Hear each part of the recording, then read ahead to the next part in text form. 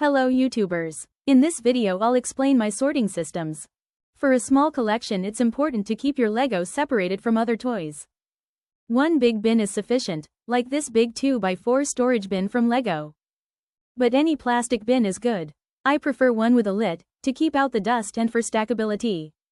If the bin is full and it's harder to find pieces, it's time for a second bin.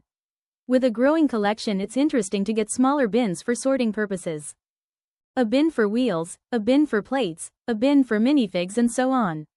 I also have bins dedicated for a set, so all pieces stay together. A cost-efficient system I found in a famous Swedish store.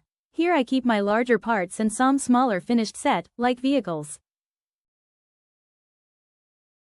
I also found these smaller bins with fixed compartments. In here I have all my arches, plants or minifig tools. A box with all my tiles sorted by size.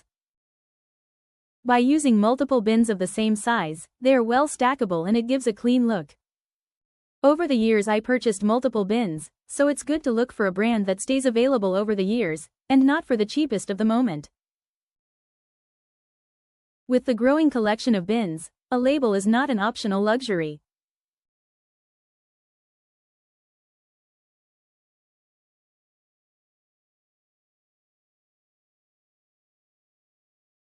The 1x1 plates are so full it's hard to take one out without spilling. I also started buying them in larger quantities. With the arrival of Lego dots the amount of 1x1 tiles also exploded. Therefore I added a new sorting option with even smaller bins. For the first time I'm not only sorting by shape, but also by color. If I have enough in one color they get a dedicated drawer. If I only have a few in a certain color, they go together in one rest drawer. One drawer holds around 100 1x1 tiles or plates. A cheap system are jam jars. I use them for bigger parts where I only have a few of. Like treasure chests, traffic signs, flags, antenna and so on. These were very useful for a long time, but at the time of publishing this video, I used these shelves for displaying my Lego trains. In the past, Lego sold a system with red and blue drawers. Individually they're not useful or stackable, but in a case they are handy as a shelf.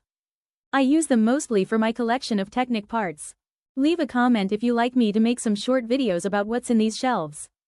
I often find these blue and red shelves in a thrift shop or garage sale.